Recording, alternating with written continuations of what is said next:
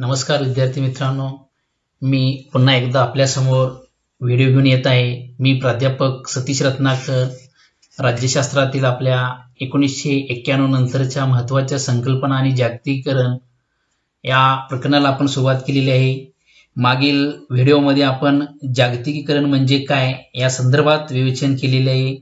आज आपण त्याच्या पुढे जाऊन जागतिकीकरणाचे आर्थिक क्षेत्रावर झालेले जे परिणाम आहेत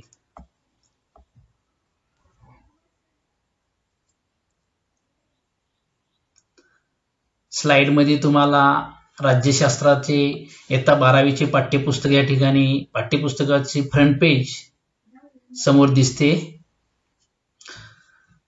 आर्थिक क्षेत्रामध्ये झालेले जागतिकीकरणाचे जे परिणाम आहेत त्यामध्ये प्रामुख्याने आपल्याला जी स्लाइड दिसते भांडवली गुंतवणुकीचा मुक्त संचार, यामध्ये परदेशातील भारतीय गुंतवणुकीची उदाहरणे काही या ठिकाणी दिलेली आहेत। तर भारतातील परकीय गुंतवणुकीची उदाहरणे या ठिकाणी स्लाइड दिसतात तुम्हाला।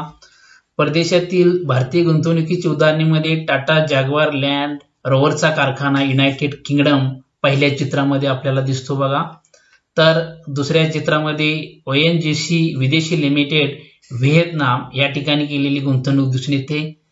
खालील चित्रामध्ये आपल्याला भारतातील परकीय गुंतवणुकीची उदाहरणे दिसतात, त्यामध्ये मायक्रोसॉफ्ट भारत आणि दुसऱ्या चित्रामध्ये नेस्ले उद्योग भारत।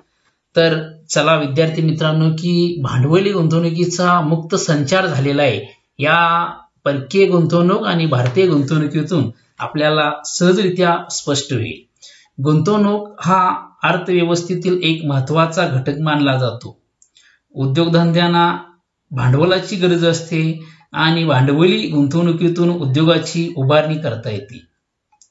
उद्योगामध्ये भांडवली गुंतवणूक हा केवळ सरकारी पातळीवरच नव्हे तर खाजगी क्षेत्रातून होत आहे असं आपल्याला या ठिकाणी दिसून येते। उदाहरणार्थ सांगायचं झालं तर टाटा किंवा रिलायन्स सारख्या खाजगी कंपन्या या भारतातच नव्हे तर अमेरिका, युरोप, आफ्रिका इत्यादी राष्ट्रात देखील गुंतवणूक करताना आपल्याला दिसून येतात। ONGC सारख्या सरकारी कंपन्या देखील परदेशात गुंतवणूक करतात, तसेच अनेक परदेशी कंपन्या भारतात गुंतवणूक करत आहेत। म्हणजेच ही गुंतवणूक जी केली जाते ही साधारणपणे पायाभूत सुविधा तसेच ग्राहक उपयोगी वस्तू यांच्यासाठी केली जाते। परदेशी कंपन्यांनी भारतात मोठमोठी विमानतळे, मोठमोठे आण्विक प्रकल्प इत्यादी मध्ये गुंतवणूक केली आहे। त्याचबरोबर McDonald, burger king, Pizza Hut सारख्या कंपन्या सुद्धा ग्राहक उपयोगी क्षेत्रात गुंतवणूक करताना आपल्याला दिसून येतात। साधारणपणे 1990च्या दशकापूर्वी अशा तऱ्हेची गुंतवणूक क्वचित होत होती, कारण त्या काळी सरकारी नियमांचे अडथळे होते। ते अडथळे आता दूर झाले आहेत। हा बदल म्हणजेच भांडवली गुंतवणुकीचा मुक्त संचार आहे। म्हणजेच विद्यार्थी मित्रांनो, आपल्याला या ठिकाणी समजलं असेलच की 1990च्या दशकापूर्वी भांडवली गुंतवणुकीला मर्यादा होत्या, सरकारी अटी होत्या, पण 1990 नंतर या मात्र अटी शिथिल केलेल्या आहेत आणि भांडवली गुंतवणुकीचा पूर्णपणे या ठिकाणी मुक्त संचार झालेला आपल्याला दिसून येतो।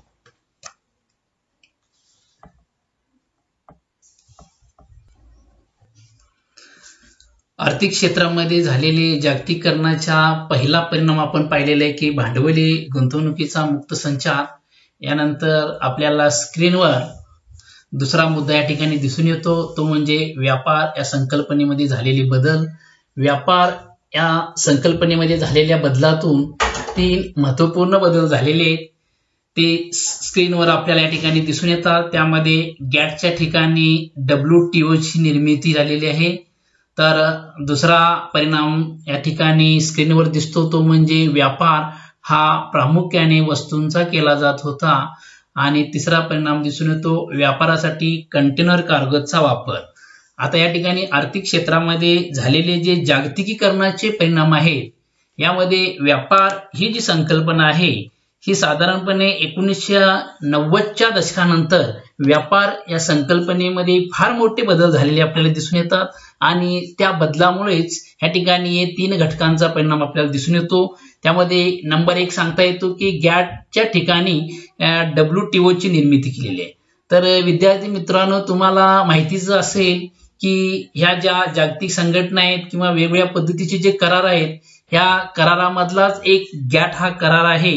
हा गॅट करार 1948 पासून आंतरराष्ट्रीय व्यापाराबाबतचे नियम अंतर्गत आखले जात होते आणि त्यासाठी या गॅटची निर्मिती केलेली आहे। गॅट ही एक संघटना नव्हती, तर तो व्यापारासंबंधी राष्ट्रादरम्यान केलेला करार होता।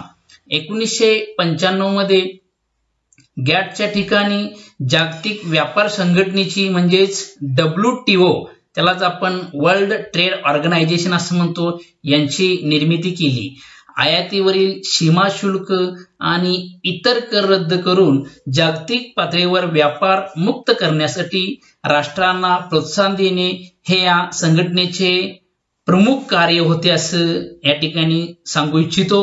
आंतरराष्ट्रीय व्यापारासंबंधी असलेल्या नियमांच्या पालनाबाबत लक्ष ठेवणारी ही एकमेव संघटना आहे। ही संघटना मुक्त व्यापाराला व आंतरराष्ट्रीय व्यापाराला प्रोत्साहन देते। तर आर्थिक क्षेत्रामध्ये झालेल्या जागतिकीकरणाच्या परिणामामध्ये गॅटच्या ठिकाणी वर्ल्ड ट्रेड ऑर्गनायझेशन या संघटनेची निर्मिती झालेली आहे असं आपल्याला दिसून येते। त्यानंतर स्क्रीनवर दुसरा मुद्दा आहे, तो म्हणजे व्यापार हा वस्तूंचा केला जात होता। म्हणजे व्यापार करत असताना किंवा व्यापारासाठी लोखंड, कोळसा असेल, खनिज तेल असेल, यासारख्या वस्तूंचा असू शकतो किंवा फुले, फळे, बियाणे यासारख्या वस्तूंचा या ठिकाणी व्यापार केला जात होता।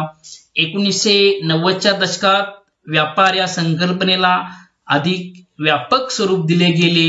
सेवा क्षेत्राची यामध्ये भर मिळालेली आहे। त्यामध्ये आपल्याला सांगता येतं की बँका असतील, विमा असतील किंवा बँका, विमा कंपन्या यासारख्या सेवा देखील व्यापाराचा एक महत्वाचा भाग झाले आहेत।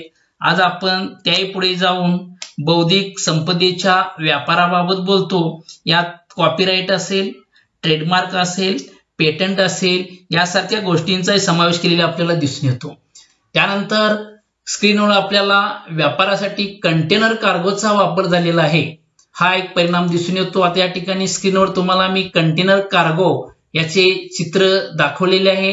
कंटेनर कार्गो म्हणजे काय की मालाची ने-आण करण्यासाठी ज्या जहाजाचा वापर केला जात होतो त्याला कंटेनर कार्गो असे म्हणतात। म्हणजे मोठी जहाज आहे ती, आणि ही मोठी जहाजे मोठ्या प्रमाणात माल एका राष्ट्रातून दुसऱ्या राष्ट्रात ने-आण करण्यासाठी वापरले जात होता। आता व्यापाराबाबत हा एक अत्यंत महत्वाचा बदल आहे असं म्हणायला हरकत नाही। कंटेनर कार्गोची जहाजे प्रचंड प्रमाणात माल या देशातून त्या देशात नेऊ शकतात। अशा जहाजासाठी खास बंदराची व्यवस्था असते। कंटेनर कार्गोच्या क्रांतीने आंतरराष्ट्रीय व्यापाराकडे बघण्याचा दृष्टिकोन पूर्णपणे बदललेला आहे असे या ठिकाणी आपण सांगू इच्छितो। म्हणजेच आर्थिक क्षेत्रामध्ये झालेले जागतिकीकरणाचा जो दुसरा परिणाम आहे तो म्हणजे व्यापारी संकल्पनेमध्ये झालेले बदल, आणि या बदलातून या 3 घटकामध्ये बदल झाले। त्यामध्ये पहिला सांगितलेला आहे की गॅटच्या ठिकाणी WTO ची निर्मिती झालेली आहे। दुसरा सांगता येतो की व्यापार हा प्रामुख्याने वस्तूंचा केला जात होता आणि व्यापाराला चालना देण्यासाठी कंटेनर कार्गोचा या ठिकाणी वापर केलेला दिसतो। म्हणजेच प्रामुख्याने आर्थिक क्षेत्रामध्ये झालेले जागतिकीकरणाचे जे परिणाम आहेत ते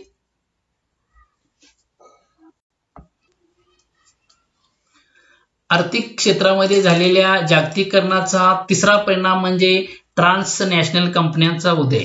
आता ट्रान्सनॅशनल कंपन्यांचा उदय झालेला आहे। प्रथमतः आपण ट्रान्सनॅशनल कंपनी म्हणजे काय आणि बहुराष्ट्रीय कंपनी म्हणजे काय, किंवा ट्रान्सनॅशनल कंपनीला बहुराष्ट्रीय कंपनी म्हटलं जातं का बहुराष्ट्रीय कंपनीला ट्रान्सनॅशनल कंपनी म्हटलं जातं, हे अगोदर आपण समजून घेऊ। ट्रान्सनॅशनल कंपनी हा बहुराष्ट्रीय कंपन्यांचाच एक प्रकार आहे। या कंपन्या कोणत्याही एका राष्ट्राला बांधील नसतात, त्यांचे एकाच राष्ट्रात मूळ स्थान नसते। काही ट्रान्सनॅशनल कंपन्या ह्या नेस्ले, सिमेंट्स, जनरल, युनिलिव्हर इत्यादी ठिकाणी आहेत असे आपल्याला दिसून येते. तर बहुराष्ट्रीय कंपन्या ज्या आहेत या बहुराष्ट्रीय कंपन्यांचे जे मुख्यालय आहे हे एका राष्ट्रात मुख्यालय, परंतु अनेक देशात ही बहुराष्ट्रीय कंपनी कार्यरत असते. उदाहरणार्थ भारतातील बहुराष्ट्रीय कंपन्या ह्या बजाज आहेत, डाबर, ONGC, आदित्य बिर्ला, अमूल, गोदरेज, विप्रो इत्यादी या बहुराष्ट्रीय कंपन्या आहेत असं आपल्याला दिसून येते. म्हणजेच 1990च्या दशकापर्यंत आर्थिक क्षेत्रावर सरकारी नियंत्रण होते. खाजगी उद्योगांना मर्यादित संधी उपलब्ध होती. जागतिकीकरणाच्या युगात यामध्ये बदल झालेले आपल्याला दिसून येतात. या खाजगी उद्योगामध्ये वाढ झालेली आहे. त्याचबरोबर ज्या खाजगी कंपन्या देशांतर्गत कार्य करत होत्या त्या आता परदेशी जाऊन त्या ठिकाणी व्यापार करू लागलेले आहेत. म्हणजेच त्याचे रूपांतर जे झालेले आहे हे बहुराष्ट्रीय कंपन्यांमध्ये झालेले. आज आपण ट्रान्सनॅशनल कंपन्यांच्या झालेल्या उदयामुळे हा जो बदल आहे हा सामान्य माणसावर झालेला पण आहे. म्हणजे साधारणपणे ट्रान्सनॅशनल कंपन्यांच्या उदयातून व्यापाराला चालना मिळालीच, त्याचबरोबर सामान्य माणसावर याचे विपरीत परिणाम झालेले आहेत. या ठिकाणी स्क्रीनवर आपल्याला दिसते की सामान्य माणसावर ट्रान्सनॅशनल कंपनीचे प्रामुख्याने कोणकोणते परिणाम होतात. यामध्ये 3 मुद्दे स्लाइडमध्ये मी तुम्हाला दाखवलेले आहेत. त्यातला पहिला मुद्दा प्रामुख्याने सांगता येतो तो म्हणजे कामगारांचे स्थलांतर. त्यानंतर दुसरा मुद्दा असा सांगता येतो की छोट्या उद्योगांची बड्या कंपनीशी स्पर्धा आहे. आणि तिसरा मुद्दा या ठिकाणी सांगता येतो तो म्हणजे शेतकऱ्यांना दिलासा. तर चला मग आपण पाहूया की सविस्तर की या ट्रान्सनॅशनल कंपनीचे सामान्य माणसावर प्रामुख्याने जे परिणाम झालेले आहेत ते कोणकोणते आहेत. तर त्यामध्ये पहिला सांगता येतो कामगारांचे स्थलांतर. म्हणजे कुशल आणि अकुशल कामगारांचे आज एका राष्ट्रातून दुसऱ्या राष्ट्रात स्थलांतर होताना दिसून येते. त्याचा परिणाम जो झालेला आहे तो श्रमिक बाजारावर होतो. उदाहरणार्थ बरेच कुशल आणि अर्धकुशल कामगार आज आशिया, अमेरिका, युरोप इत्यादी ठिकाणी काम करत आहेत. तर खाजगी क्षेत्राच्या वाढीमुळे या सेवा क्षेत्रात रोजगाराच्या संध्या वाढलेल्या आहेत. उदाहरणार्थ खानपान असेल, माल वितरण असेल किंवा प्रवासी वाहतूक असेल. म्हणजे कुशल आणि अर्धकुशल या कामगारांचे मोठ्या प्रमाणात या ठिकाणी स्थलांतर झालेले आहे असे दिसून येते. त्यानंतर सामान्य माणसावर या ट्रान्सनॅशनल कंपनीचा दुसरा कोणता परिणाम झालेला आहे तर छोट्या उद्योगांची बड्या कंपनीशी स्पर्धा. म्हणजे लहान उद्योग आणि दुकानावर झालेल्या या ठिकाणी दिसून येतो. लहान उद्योगांना बड्या बहुराष्ट्रीय कंपनीशी स्पर्धा करावी लागते. जे उद्योग किंवा दुकाने कार्यक्षम पद्धतीने चालवली जातात ती या स्पर्धेमध्ये टिकून आहेत. आज मोठमोठ्या शहरामध्ये किंवा मोठमोठ्या नगरामध्ये किराणा दुकाने किंवा मॉल्स उभे राहिलेले असले तरी देखील छोटे दुकानदार, छोटे उद्योगधंदे करणारे, भाजी विक्रेते, फळ विक्रेते हे आज देखील ग्राहक मिळवत आहेत हे म्हणायला हरकत नाही. याचे कारण असे आहे की हे जे छोटे उद्योग करणारे व्यावसायिक आहेत ते ग्राहकांना चांगल्या प्रकारे सेवा संध्या देतात म्हणून ते आजच्या स्पर्धेमध्ये टिकून आहेत हे विसरता कामा नये. म्हणजेच एकंदरीत किती छोटे किती मोठे उद्योग असले तरी ग्राहकांची सेवा करणे हे या प्रत्येक उद्योगाचा एक धर्म आहे असं म्हणायला हरकत नाही. आणि यातून या छोट्या उद्योगांची बड्या कंपनीची स्पर्धा हा प्रामुख्याने परिणाम आपल्याला सांगता येतो. त्यानंतर ट्रान्सनॅशनल कंपनीचा तिसरा परिणाम सामान्य माणसावर झालेला आहे तो म्हणजे शेतकऱ्यांना दिलासा मिळालेला आहे. म्हणजे शेतकऱ्याच्या संदर्भात बोलायचं झालं तर शेतकरी हा आपला प्रचंड प्रमाणात उत्पादित केलेला जो माल आहे या मालाची विक्री करणे गरजेचे आहे. या उत्पादित केलेला माल विकण्यासाठी शेतकऱ्याला दलाल लागतो. पण या ठिकाणी हा परिणाम आपल्याला दिसून येतो की कोणत्याही दलालाशिवाय किंवा कोणाच्याही मध्यस्थीशिवाय शेतकरी आपला माल थेट कंपन्यांना विकू शकतात. या बहुराष्ट्रीय कंपन्यांनी नवीन तंत्रज्ञान आणलेले आहे. तसेच भारतातील मालाला नव्या बाजारपेठा खुल्या करून दिलेल्या आहेत. उदाहरणार्थ भारत समुद्री उत्पादने, मांस उत्पादने, ताजी फळे आणि भाज्या, साखर, कॉफी, भुईमूग इत्यादी गोष्टी निर्यात करत आहेत. म्हणजेच या ठिकाणी शेतकरी वर्गाला फार मोठा दिलासा मिळालेला आहे, कारण जो मध्यस्थी होत आहे, मध्यस्थी या ठिकाणी नाही, डायरेक्ट आपला जो उत्पादित केलेला माल आहे तो माल थेट शेतकरी कंपन्यांना विकू शकतात. म्हणजे सर्वसाधारणपणे या सामान्य माणसावर झालेले ट्रान्सनॅशनल कंपनीचे परिणाम आहेत. त्यामध्ये कामगारांचे स्थलांतर आहे, छोट्या उद्योगांची बड्या कंपनीची स्पर्धा आहे आणि शेतकऱ्यांना मिळालेला दिलासा आहे. तर अशा प्रकारे आपण आर्थिक क्षेत्रामध्ये झालेल्या जागतिकीकरणाच्या परिणामांची चर्चा केलेली आहे. त्यामध्ये प्रामुख्याने पहिला मुद्दा आपण बघितलेला आहे की भांडवली गुंतवणुकीचा मुक्त संचार. दुसरा परिणाम आपण बघितलेला आहे व्यापार या संकल्पनेमध्ये झालेले बदल. आणि तिसरा बघितलेला आहे ट्रान्सनॅशनल कंपन्यांचा उदय आणि ट्रान्सनॅशनल कंपन्यांच्या उदयाच्या माध्यमातून सामान्य माणसावर झालेले परिणाम. तुम्हाला इयत्ता 12वीच्या बोर्ड परीक्षेला या उपघटकावर प्रश्न विचारला जाऊ शकतो की सामान्य माणसावर ट्रान्सनॅशनलचे कोणकोणते परिणाम झाले ते स्पष्ट करा, किंवा प्रश्न असाही विचारला जाऊ शकेल की आर्थिक क्षेत्रामध्ये झालेले जागतिकीकरणाचे परिणाम स्पष्ट करा. म्हणजे या ठिकाणी तुम्हाला या आर्थिक क्षेत्रामध्ये झालेल्या जागतिकीकरणाचे परिणाम सहजरित्या समजले असतील.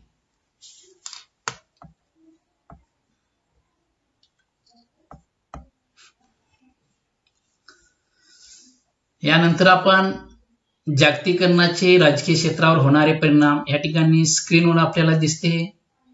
4 मुद्दे या ठिकाणी नोटेड केलेले आहेत स्क्रीनवर. एक त्यामध्ये दिसून येतो लोकशाहीचे वाढते महत्व किंवा लोकशाहीचे महत्व वाढले. त्यामध्ये जगाची वाटचाल ही लोकशाहीच्या दिशेने होत चाललेली आहे ते सांगितलेलं आहे. लोकशाही व्यवस्थेमध्ये निर्णय हे बहुमताने घेतले जातात. त्यानंतर दुसरा राजकीय क्षेत्रावर होणारा परिणाम म्हणजे राज्याचे महत्व कमी होत चाललेले आहे. यामध्ये सार्वभौमत्व ही संकल्पना राज्याशी कशा पद्धतीने जोडली गेलेली आहे किंवा सार्वभौमत्व म्हणजे काय या संदर्भात सांगितलेलं आहे.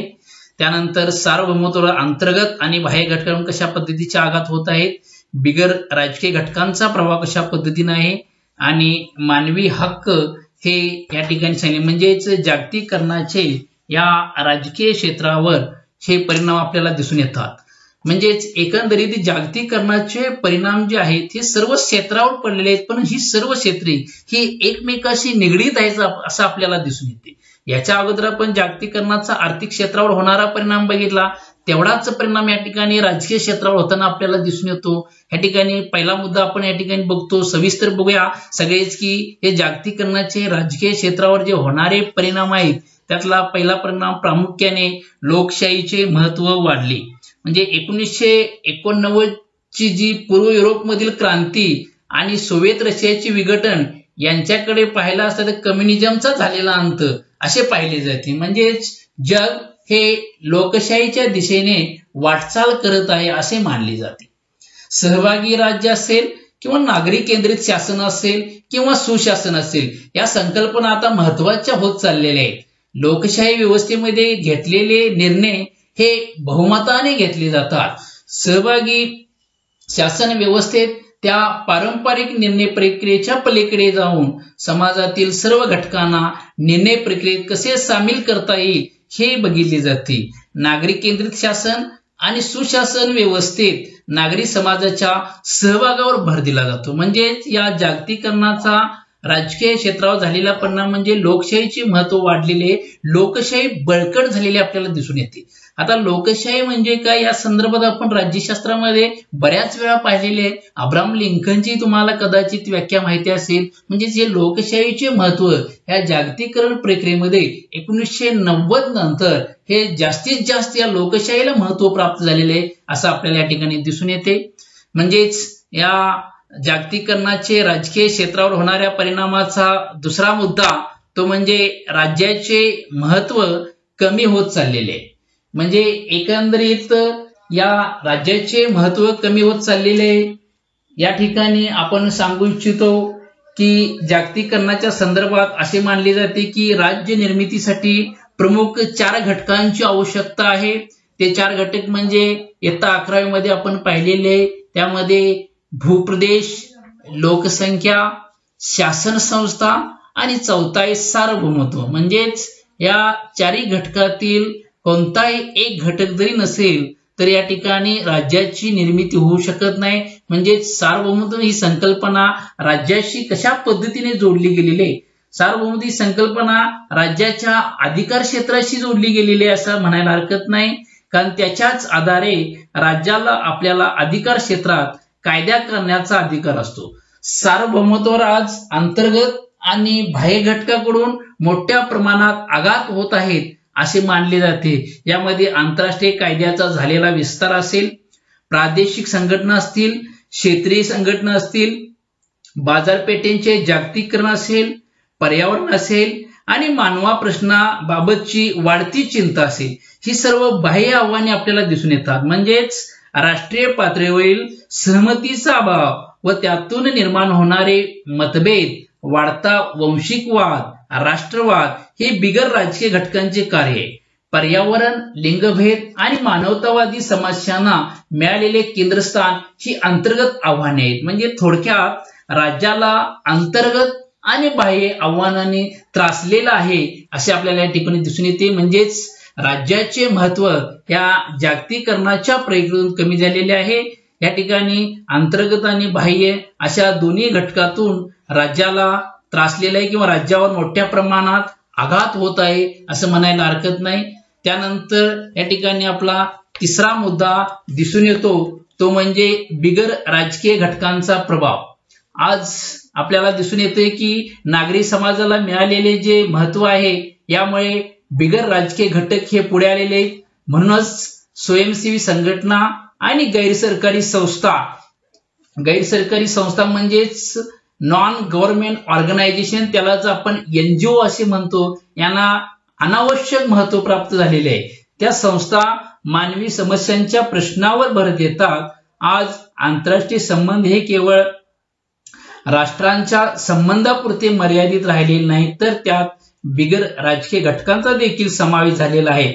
Amnesty international, green peas movement सारख्या संघटनाप्रमाणेच दहशतवादी गट देखील या बिगर राजकीय घटकामध्ये सामील होताना आपल्याला दिसून येतात. म्हणजेच बिगर राजकीय घटकांचा प्रभाव किंवा बिगर राजकीय घटकांच्यावरही प्रभाव या ठिकाणी या जागतिकीकरणाचा पडलेला आपल्याला दिसून येतो. त्यानंतर जागतिकीकरणाचा राजकीय क्षेत्रावर चौथा जो परिणाम झाला तो म्हणजे मानवी हक्क. एकंदरीत जागतिकीकरणाच्या या युगात मानवी अधिकाराचे संरक्षण करणे एक महत्वाचा विषय बनला आहे. परंतु विकसनशील देशात मानवी अधिकाराच्या दृष्टिकोनात यामध्ये फरक करण्याची गरज आहे. तिसऱ्या जगाच्या दृष्टीने नागरी आणि राजकीय हक्कांच्या आधी आर्थिक विकास साधण्याची गरज असते.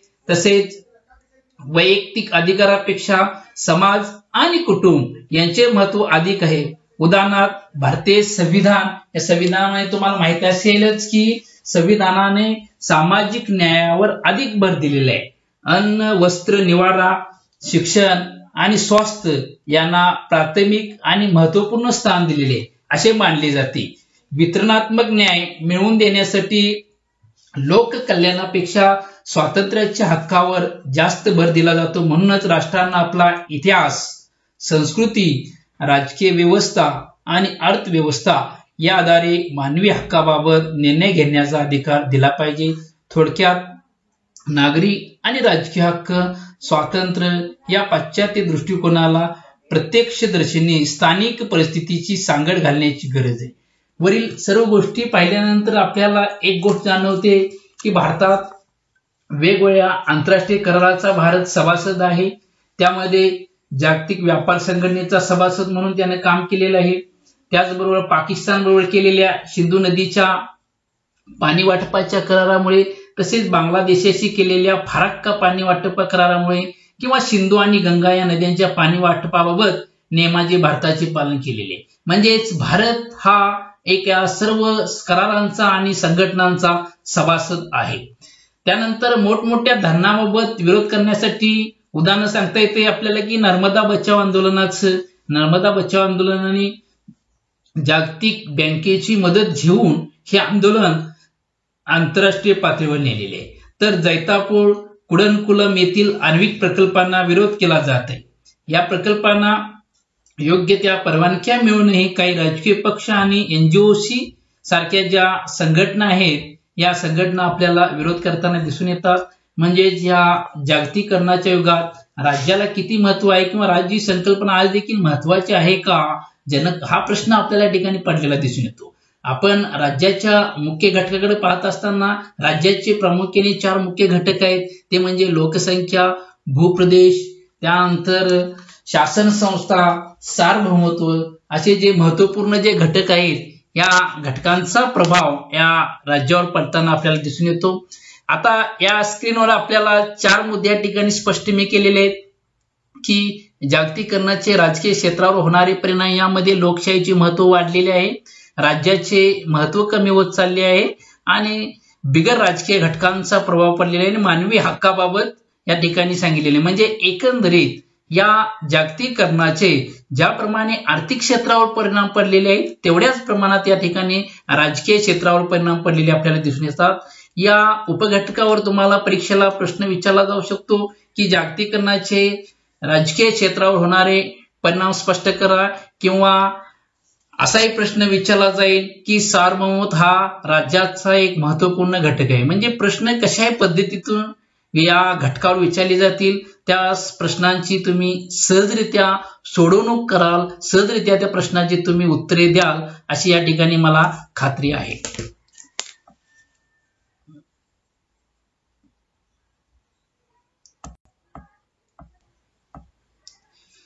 जागतिकीकरणाचे राजकीय क्षेत्रावर त्याचबरोबर आर्थिक क्षेत्रावर झालेल्या परिणामांची चर्चा आपण मागील व्हिडिओमध्ये केलेली आहे. यानंतर आता आपण जागतिकीकरणाचे विचार प्रणालीमध्ये झालेले बदल आहेत, हे प्रामुख्याने कोणकोणते बदल झालेले आहेत ह्या ठिकाणी स्लाइडवर मी दाखवलेले आहे की शीतयुद्धाच्या काळात विचार प्रणाली एक महत्वाचा घटक होता. राष्ट्राचे वर्गीकरण हे 2 गटामध्ये झालेले आहे. त्यामध्ये पहिला घटक सांगता येतो किंवा पहिला गट सांगता येतो साम्यवादी किंवा समाजवादी. त्यानंतर दुसरा गट सांगता येतो भांडवलशाही किंवा मुक्त लोकशाही प्रधान.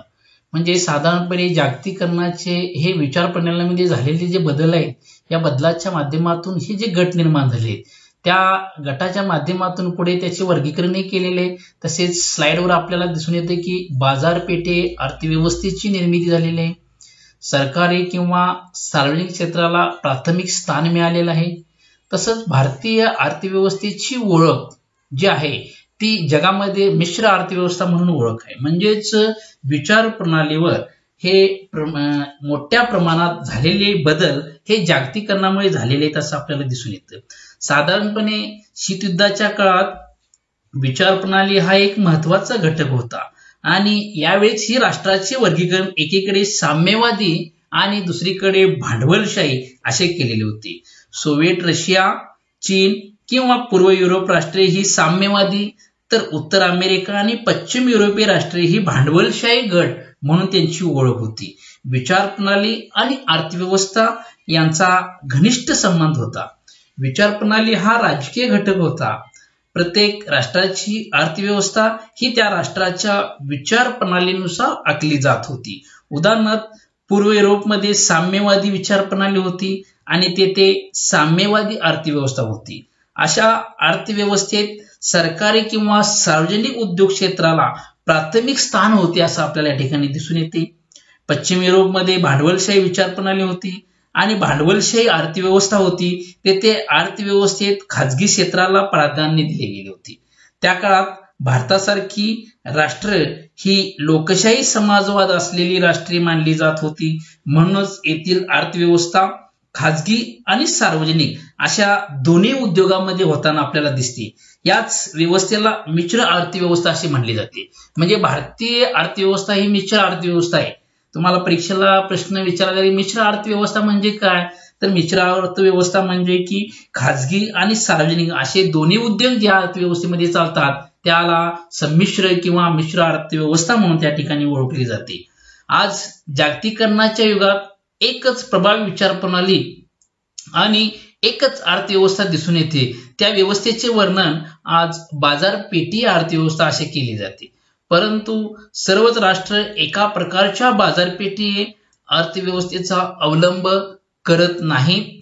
त्या बाजारपेठी अर्थव्यवस्थेचे स्वरूप त्या राज्याच्या विचार प्रणालीवर अवलंबून असते. आपण या ठिकाणी काही उदाहरणे बघूया की अमेरिकेत भांडवलशाही विचार प्रणाली बरोबरच भांडवलशाही अर्थव्यवस्था आहे असे मानले जाते. तर पश्चिम युरोपीय राज्यामध्ये कल्याणकारी विचारसरणी आहे म्हणून त्यांचे वर्णन कल्याणकारी बाजारपेठी अर्थव्यवस्था आहे असे केले जाते. म्हणजेच चीनी राजकीय व्यवस्था ही साम्यवादी विचार प्रणाली मानली जाते. परंतु 1990 नंतर या अर्थव्यवस्थेमध्ये झालेले बदल आपल्याला दिसून येतात.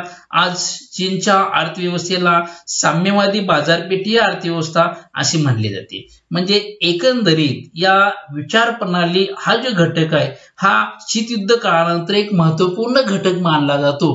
ह्या ठिकाणी स्क्रीनवर आपल्याला दिसून येते की बाजारपेठी अर्थव्यवस्था निर्मित झालेली आहे, पण या बाजारपेठी अर्थव्यवस्थेची विचार प्रणालीनुसार त्याची ओळख दिसून येते. उदाहरणार्थ म्हणले की या ठिकाणी आपण साम्यवादी अर्थव्यवस्था किंवा बाजारपेठी अर्थव्यवस्था किंवा भांडवलशाही अर्थव्यवस्था म्हणजेच विचार प्रणाली हा जो प्रामुख्याने घटक आहे हा अत्यंत महत्वपूर्ण घटक आहे. स्क्रीनवर आपल्याला जागतिकीकरणाचे या विचारप्रणालीमध्ये झालेले बदल पाहिलेले आहेत. त्यामध्ये शीतयुद्ध काळातील विचार प्रणाली महत्वाचा घटक होता. राष्ट्रांचे वर्गीकरण किंवा राष्ट्राचे 2 गटामध्ये वर्गीकरण केलेले आहे. साम्यवादी किंवा त्याला समाजवादी म्हटलं जातं. त्यानंतर दुसरा गट किंवा दुसरे वर्गीकरण आहे भांडवलशाही किंवा मुक्त लोकशाही प्रधान. म्हणजेच एकंदरीत या विचार प्रणालीचे जागतिकीकरण क्षेत्रामध्ये या फार मोठे बदल झालेले आपल्याला दिसून येतात.